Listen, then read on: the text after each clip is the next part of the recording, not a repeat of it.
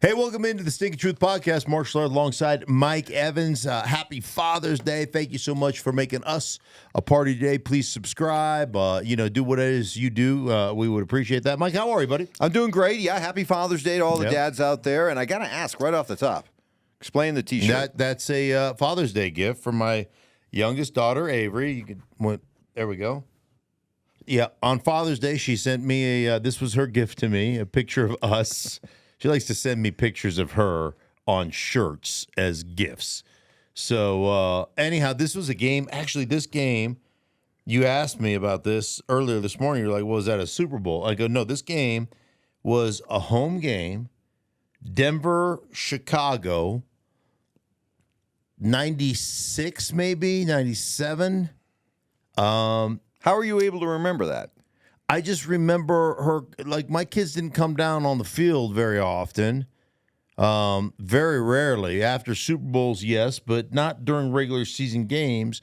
And I don't remember why my wife and daughter were down there, but we ended up taking a picture. It didn't, like I said, it didn't happen very often.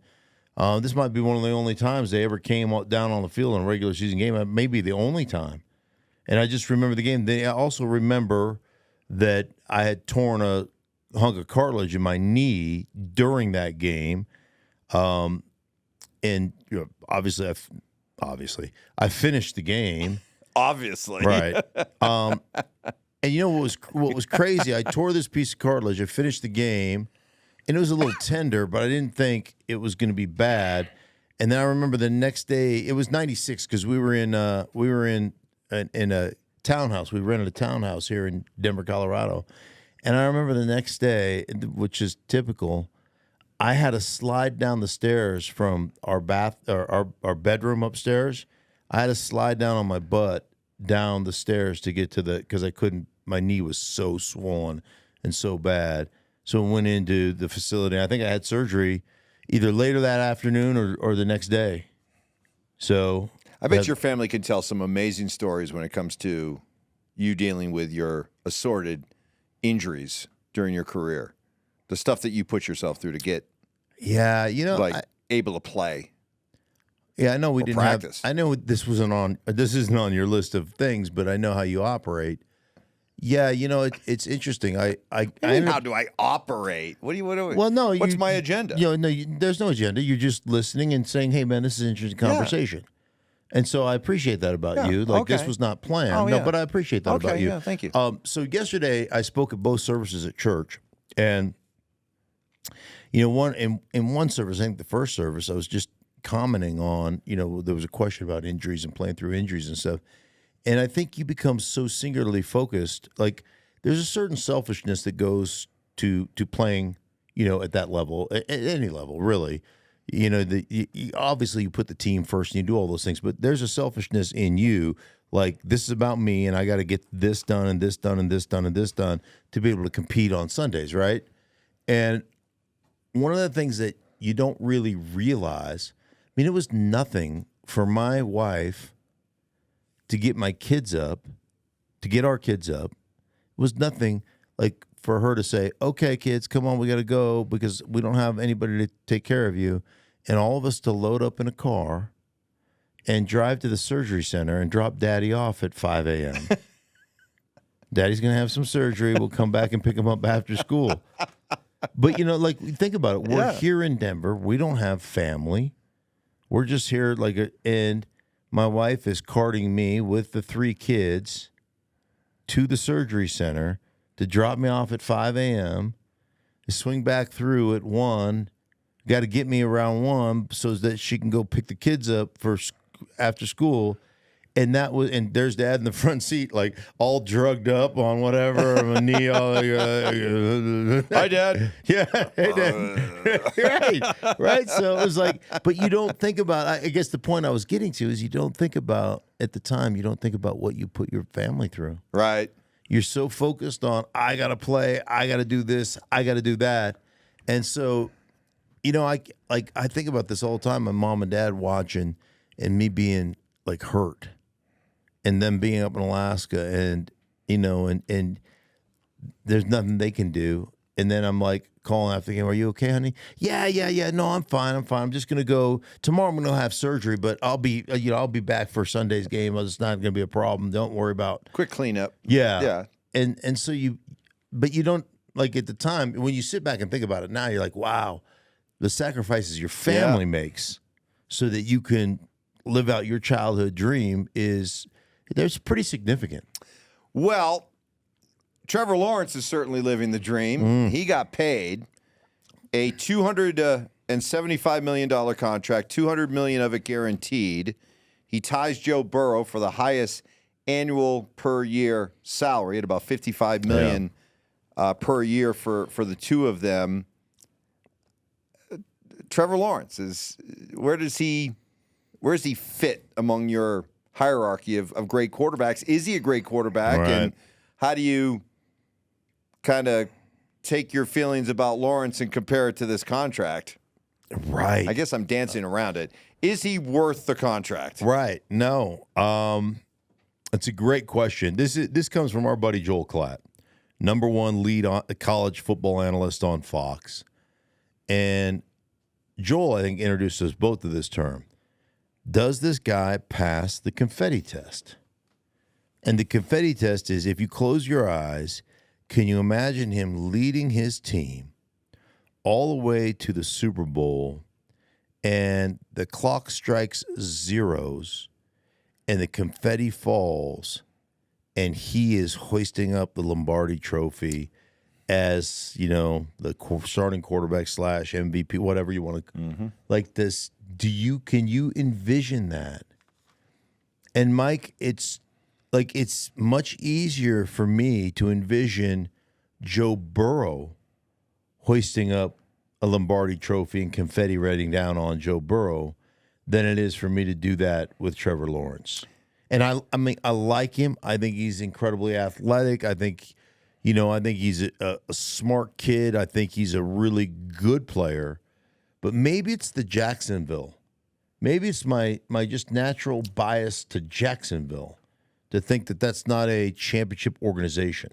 He went down. This was his third year. He went down from year 2 to year 3 in completion percentage, yards, touchdowns, went up in interceptions, and took more sacks this year. Yeah. So this is somebody who in his third year, unless you're going to find a lot of excuses why, regressed. But this is an organization, let's face it, this is an organization that's saying we found our confetti test quarterback.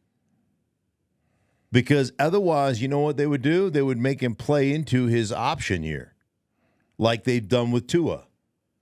Like the guys that you don't think are going to pass the confetti test, those are the guys that you make play into that fifth-year option. Because you really don't believe, you don't know. And the honest, like, if we're really saying it honestly, you actually do know. Now, you're hoping that all of a sudden there's an epiphany and a light goes on and all of a sudden the guy becomes, it's like that transformation, from ugly girl to hot girl, right? We've seen that transformation, or that transformation, from pudgy guy to, Adonis. You to me, that we've seen, we've seen that transition when all of a sudden you go away after your sophomore year in high school and you come back at your junior year in high school, and that kid grows 3 inches and packs on a bunch of muscle because the testosterone kicks in. Or the same thing with the girl that goes away kind of homely and comes back and like, wow, she's really she grew up, like that type of thing. Do you think that of your core? Well, listen, that's what you're hoping for if you're the Miami Dolphins. That's what you're hoping for the teams that make a guy play into their kind of their option window. Or you look at it as you're just stuck, right? You're kind of stuck where we're not sure this is the right guy. We're not sure this guy passes the confetti test, but what's our alternative? And do we want to put ourselves back into that pool of teams that's back out there looking for a quarterback? But after 3 years, if you as an organization don't believe you've got the guy, that's when you make him play into his option year. That's when you make him play past that, pass into that fourth year, going into that option year. So after 3 years, that's a sign that they really truly believe they've got the right guy. Okay. And by the way, in that division, you think about that division right now. All right, what Houston did was amazing. Absolutely amazing. And I love DeMeco Ryans. I love C.J. Stroud.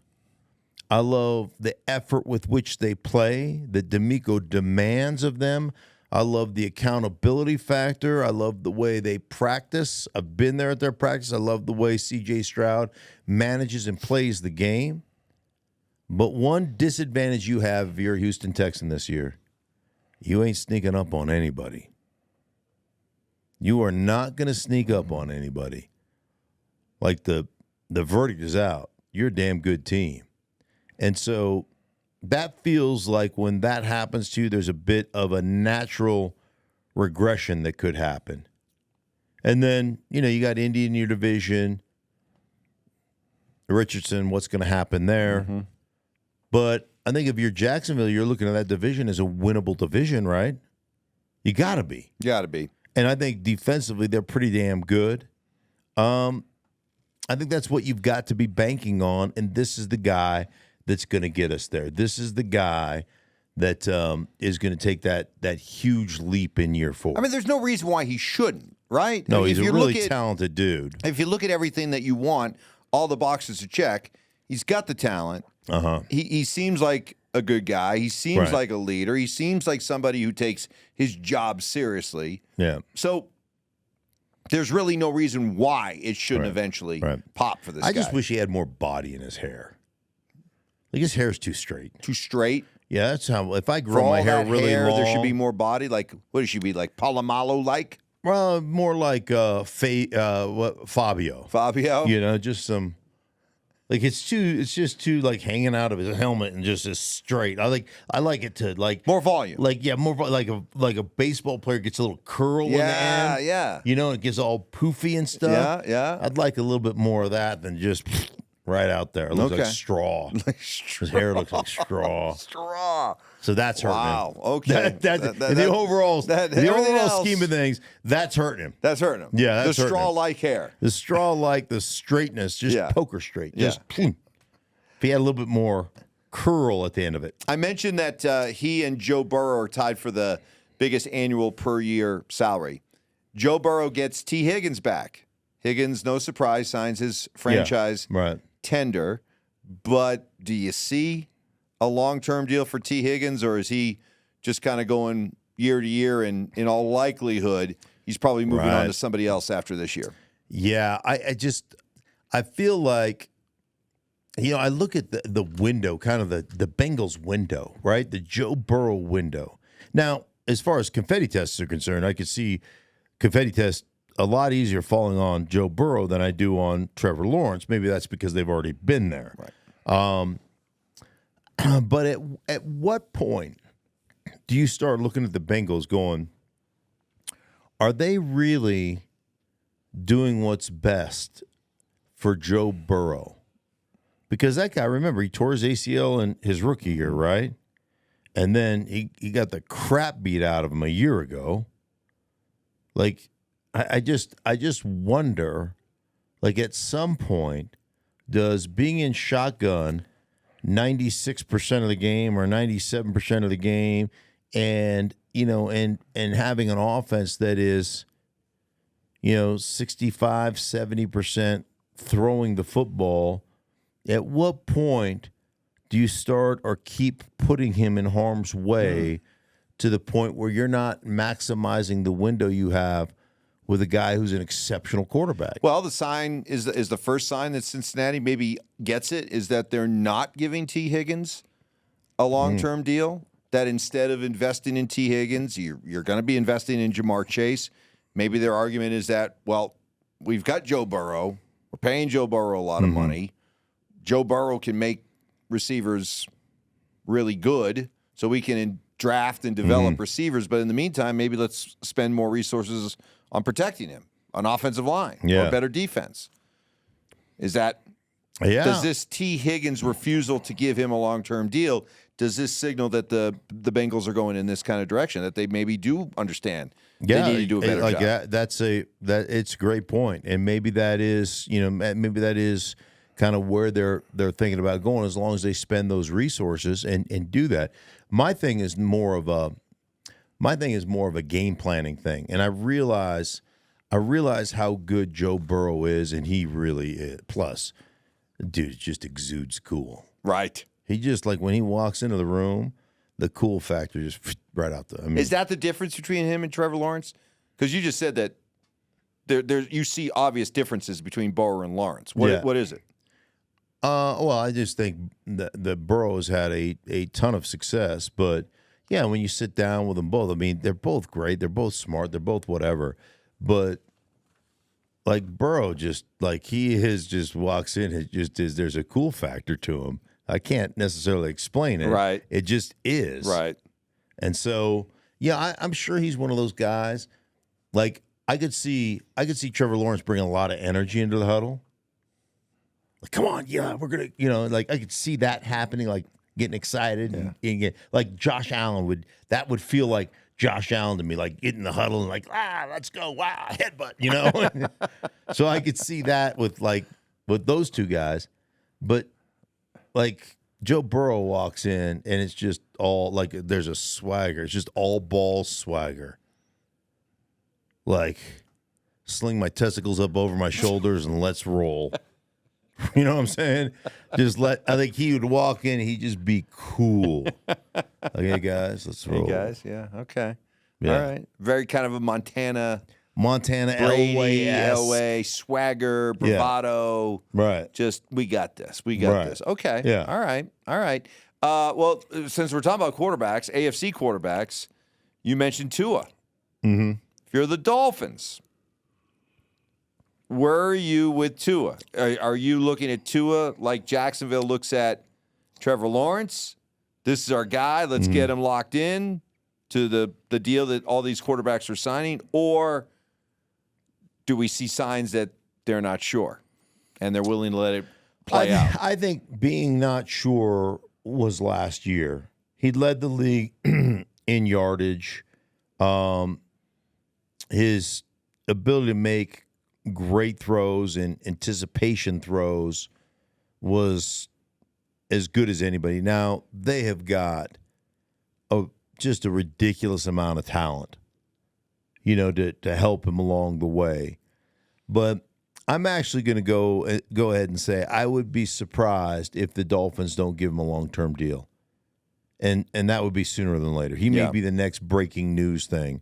This podcast will get posted later today, and it may be one of those things where it's already obsolete because it happened. Right. I mean, that happened to us last week. We did our podcast, and then an hour later, the Trevor Lawrence news broke.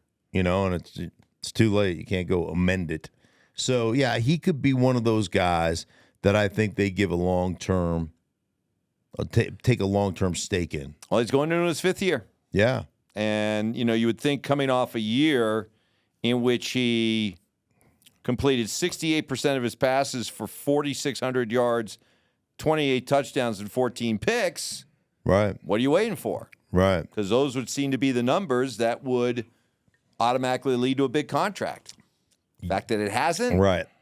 One would think. Right. So I wonder for them if they're looking at that saying, okay, we're paying all these other guys, right? We're paying the Tyreek Hills, and the Waddle just got a new contract, and so we're paying a lot of other guys.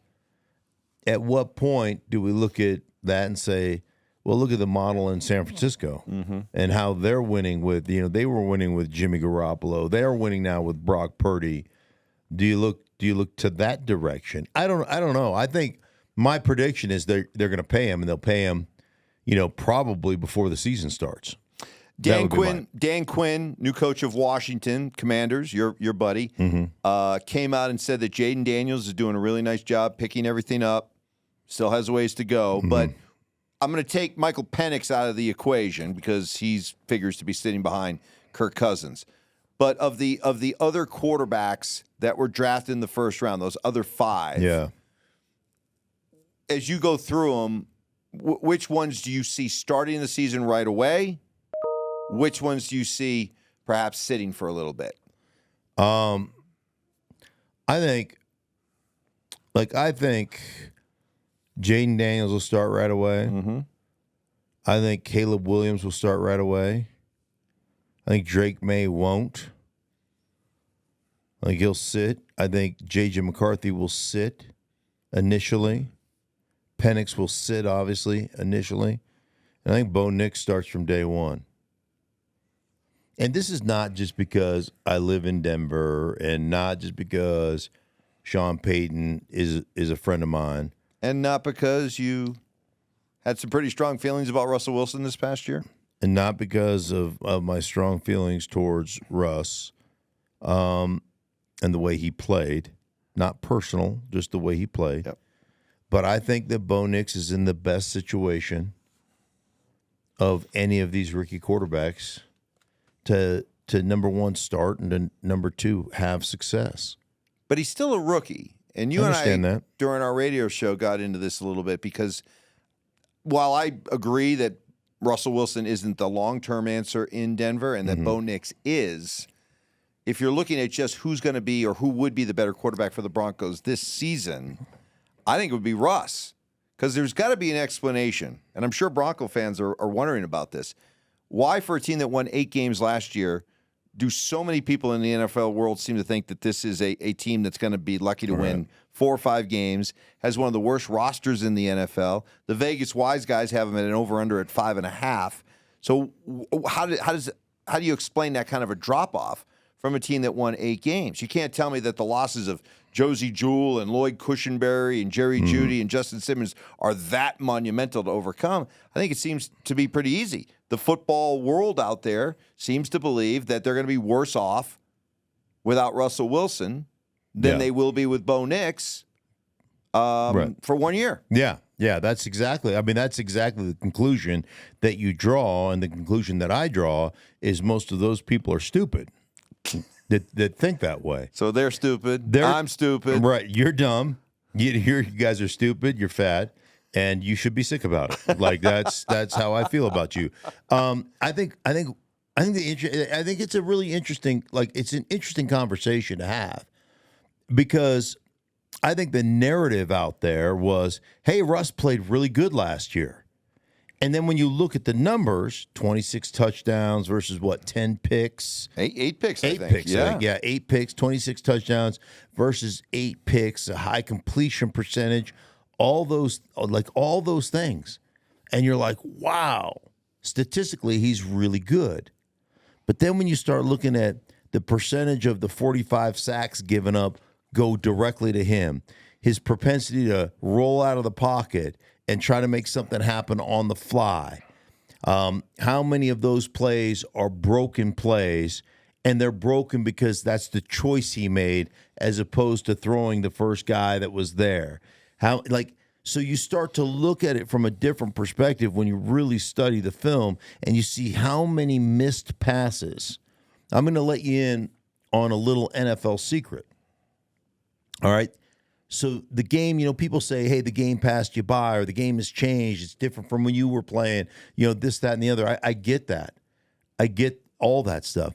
But do you know what the percentage of the quick game is in the NFL passing game? Like when I played, we ran a lot of 7-step drop stuff.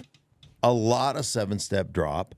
A lot of trying to push the ball down the field, which is much tougher in protection. And it wasn't play pass 7-step drop stuff. Play pass means, hey, man, we're going to flag that ball out there like it's a run.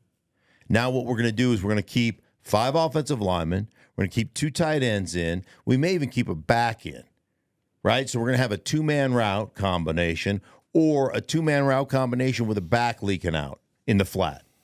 And that's all we're going to do. And so that's different than the way it used to be. So that really is the 7-step drop game in the NFL right now. They don't run it. The league has become completely dependent upon the quick game. And I'm talking about 3-step drops or 5-step drops that have no hitches. The ball is out. And so when you talk about rushing the passer and getting sacks in today's game, man, you're going to have like 11 or 12 legitimate pass rush opportunities where you could get a sack in a game, unless the game is out of hand and they got to drop back the whole time. Right. But like for the most part, you're going to get like 11, maybe 12 opportunities to truly rush the passer. And so the one thing that Russ is absolutely inadequate at is the quick game. He's just not very good at it. Some of it's because, think about it, you're at a 3-step drop, right? Or if you're in gun, you're sitting at 5 steps, but your 3-step drop is nothing, and that line is getting pushed toward you, right? It shrinks it. That shrinks that space, and therefore Russ being 5'2", and the offensive line being 6'6", like it's hard to see through that force. And he's not 5'2", he's 5'9.5", 5'10", whatever he is, little wee guy. But anyhow, you know what I'm saying. Yeah. So the just like Bo Nix, I look at right now, the quick game, the accuracy, the way he played at Oregon. Like he's already better at the quick game in my mind than Russ has ever been, because it's just not what he does well. So, in the process of calling everybody stupid, Okay. myself included, so you're saying that Bo Nix will be better for the Broncos this year than Russell Wilson would be, and that the talent drop-off for the Broncos hasn't been so insurmountable that they can't replace these guys. So I would think you'd be recommending hammer the over. Yes. Hammer the over. Yeah. That at 5.5, you'd say hammer it into the neighborhood of what? 8, 9, No, I probably wouldn't go that far, but 7, 8. yeah. I mean, I think about, they won 8 games last year, Mike, and they went on a 5-game win streak where they won the turnover battle by almost like 4 turnovers a game.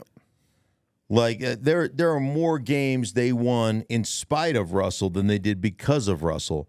But because those numbers are good, like the numbers are good, but there's some fool's gold in those numbers. If you really look at it, there's a bunch of fool's gold in those numbers that he posted. When I started seeing these blind reveals, you ever see how on TV they do that? They have the silhouette, and they have this guy's stats, and then this guy's stats. It's a taste test. Right. It's and a who's taste who. test. Yeah. And then all of a sudden the blind reveal comes in, and it comes down, and one's Mahomes, and the other is Russell Wilson, and Russell Wilson's got better numbers. Yeah. So, all right, I'll call you right now, Kansas City. Would you trade Russell for Mahomes straight up? Right. We've got better numbers over here. Right. There's nobody that's ever watched 1 second of football that would make a trade like that just based on numbers. So sometimes those numbers, as you know, just don't tell the whole story. They don't tell the truth. Yeah, Russ's eye test performance, and then you look at the numbers, they didn't match, at least for me, and I think for a lot of people. I think for the majority of people. But so for these young quarterbacks, is there a certain baseline of numbers that you have to reach in order to feel good about the eye test? Like you can't have Caleb Williams can't be the quarterback in Chicago, or Jaden Daniels can't be the quarterback in Washington. They can't, complete 55% of their passes for 2,500 yards and 12 touchdowns and 10 picks and feel like they passed the eye test, can they? Right. See, I think those are the numbers that I'm looking for more. Is the traditional numbers, yards, touchdowns, interceptions. Remember, Peyton Manning he still leads the league for rookie interceptions, right? 28. So did he pass the eye test? Well, the next year they went 13-3, so obviously he passed the eye test. I think completion percentage is one in today's game, with it being such a dominant, bubble screen, swing pass, quick throws on the flats, curl flats, and all the little stick routes and all the stuff that teams run and function in kind of that 3-step capacity. I think that lends itself to, if you're not completing as a rookie 62, 63, 64%, you're probably really not executing that short passing game that's become 65, 70% of the NFL. You're not executing that well enough. Then that, to me, you don't pass the eye test. Okay. And that's where you kind of got to fall. Okay. If that makes sense. Okay. All right. So that what do we decide? Did we decide that Trevor Lawrence is a confetti guy or not a confetti guy? Not a confetti guy. Not a confetti guy. Joe Burrow is. Joe Burrow is. Tua, very much jury is out. yeah, jury's out on Tua, but we don't think he's a confetti guy. Probably not. Probably not. And that most NFL fans are dumb. Yes, We figured including that- me. Including you. Yeah. And did anything else that we came to, and that Bo Nix has got the potential to be the best of the 6 rookie quarterbacks. Yeah. The last guy taken, but the best situation. I'd say the fact that we were able to determine that most of the NFL fans out there are dumb, myself included, is probably the biggest takeaway from this podcast. Ladies and gentlemen, you're welcome. Jeez. What an insufferable. You going to say goodbye? I did. You're welcome. You're welcome. Just going to leave it at Hey, that. The Stinkin Truth Podcast, ladies and gentlemen, lock it in. You're welcome.